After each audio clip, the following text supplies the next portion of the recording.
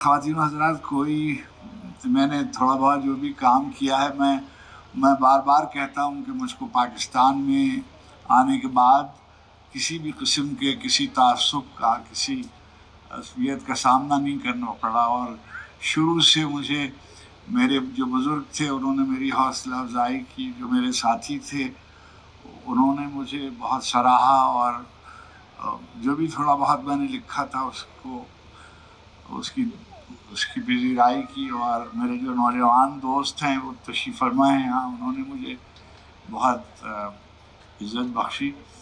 اور سچی بات یہ ہے کہ اللہ کی طرف سے بعض لوگ جو ہیں ان کے بارے میں بہت رحمت ہوتی ہے. واللہ یختص برحمتہ من یشاء، جس کو چاہتے ہیں وہ عزت عطا فرماتے ہیں اور محسوس کر لیتے ہیں.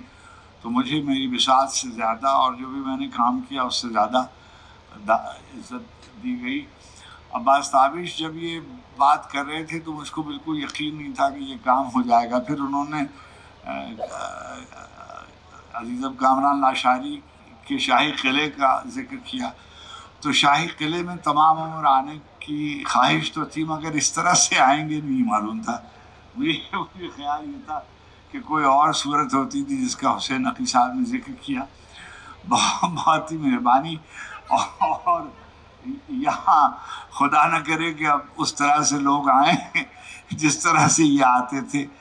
اور بہت انہوں نے ذکر کیا، بہت اس میں گفتگو بہت ہوتی ہے، اور ہمارے ہاں دونوں ہی کام ہوتے ہیں. یعنی ہم اصل جو شاعر ادیب ہوتے ہیں ان کے بارے میں ناروا ناسزا باتیں کی جاتی ہیں، مگر دیکھیے خورشید رضوی صاحب ہم سے تو سینئر آدمی ہیں اور بہت ہی عالم آدمی ہیں، اور شعر پہ کیسی قدرت، یہ تشریف فرمائیں اور انہوں نے 2 کلمے میرے لیے خیر کے کہے.